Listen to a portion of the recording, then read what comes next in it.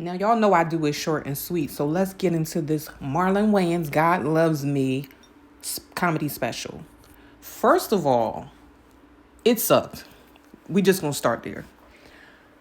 Marlon Wayans, I probably watch the Wayans brothers every night or whenever it's on and I'm up and there's nothing else on. Like literally, Wayans brothers is one of my go-tos. However, I feel like I like Marlon better as an actor versus a comedian. He goes off the deep end on some of his, homosexual jokes, which I feel like this is not the 90s anymore. And that kind of stuff is kind of like, it can be taken the wrong way and it can make you lose a lot of stuff at the same time. So it's just kind of like the gay jokes is really not that funny anymore. But I'm just confused as to how and why this man made his entire performance about Will Smith and Chris Rock.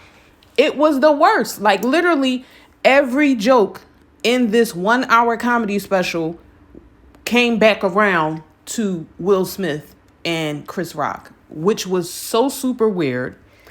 And it's like when you're a comedian, you have to keep your ear to the streets and know what's been said, what you've heard already, because he made a joke about, Will Smith acting like he was at the Source Awards. And I know that I heard Lunel say that first, which I said that in the beginning, from day one. But it's just like Lunel said that joke already. So it's kind of like, you got to stay on top of what's going on. Plus, it's a year old. Plus, him and Chris Rock had similar jokes as well in regards to, Will Smith being Muhammad Ali versus Chris Rock playing a crackhead.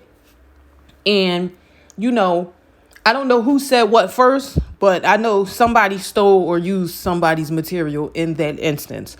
But corny, boring, I would say don't watch it unless you just want to see what's going on. But let's get into the Chris Rock stand-up, which I did not like.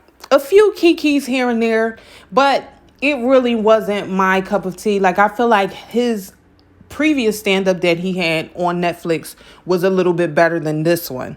And the issue that I have with his stand-up is the fact that, boy, you got slapped a year ago.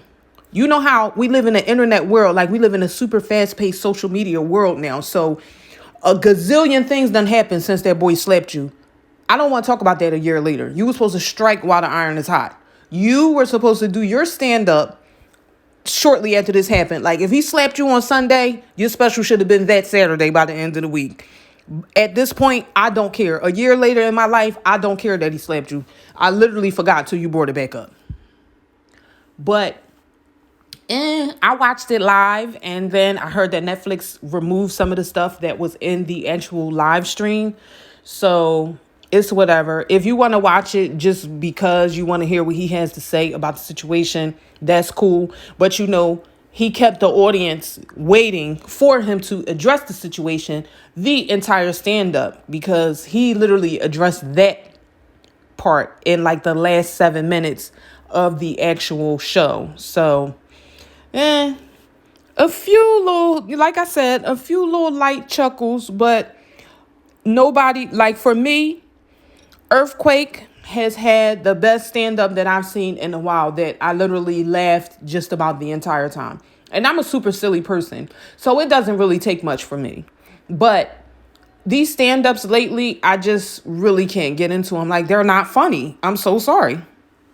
But I don't know. If you saw it, tell me what you think. If you didn't see it, do you plan to pull it up and watch it at some point? And, holla at me.